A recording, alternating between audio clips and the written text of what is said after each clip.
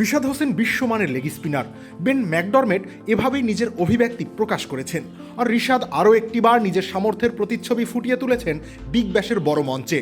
ছক্কা হজমের পরের বলেই ব্যাটারকে প্যাভিলিয়নে ফেরানোর আনন্দে মেতে উঠেছেন রিশাদ। 5 ম্যাচে এখন রিশাদের উইকেট সংখ্যা 8। বাংলাদেশ প্রিমিয়ার লিগ খেলার পরিবর্তে রিশাদ হোসেনকে বিগ ব্যাশ খেলার ছাড়পত্র দিয়েছে বাংলাদেশ ক্রিকেট বোর্ড। বৈরী পরিবেশে রিশাদ নিজের সামর্থ্যের সত্যিকার প্রদর্শন ঘটিয়ে জায়গা করে নিচ্ছেন সকলের মনে। সেই ধারাবাহিকতা তিনি অব্যাহত রেখেছেন মেলবোর্ন রেনেগেটসের বিপক্ষেও।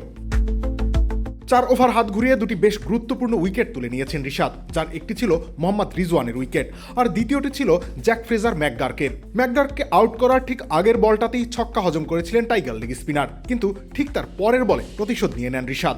একটা স্কিরি ডেলিভারিতে প্যাডেল সুইপ করতে গিয়েছিলেন ম্যাকগার্ক, ব্যাটে বলে ঠিকঠাক সংযোগ ঘটতে দেননি রিশাদ। ক্রাঞ্চি রোলের ভিতর চকলেট ক্রিমের filling, all time cream roll, মুখে দিতেই স্পেশাল ইনসাইড। আর তাতেই 30 গজ বৃত্তের ভেতর আউট ম্যাকগার্ক।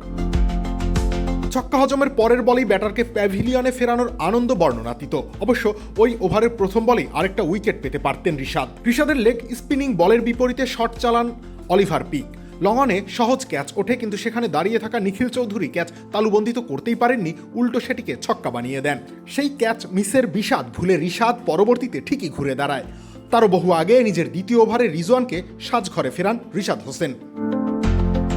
রিশাদের বলে রিভার্স সুইপ করতে গিয়ে 30 গজ বৃত্তের ভেতরেই ক্যাচ দিয়ে ফেরেন পাকিস্তানি ব্যাটার। এদিন হোবার্ট হারিকেন্সের জার্সিতে 4 ওভার বোলিং করেছেন রিশাদ, 34 রান হজম করেছেন, সে কথা সত্য। কিন্তু নিখিল ক্যাচকে ছক্কায় পরিণত না করলে উইকেটের ট্যালিতে যেমন সংখ্যার পরিবর্তন হতো, ঠিক তেমনি খরচের হিসাবটাও আরেকটু সংযত হতো।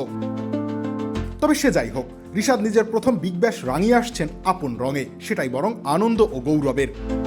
রবিউল ইসলাম রানি, খেলা 71।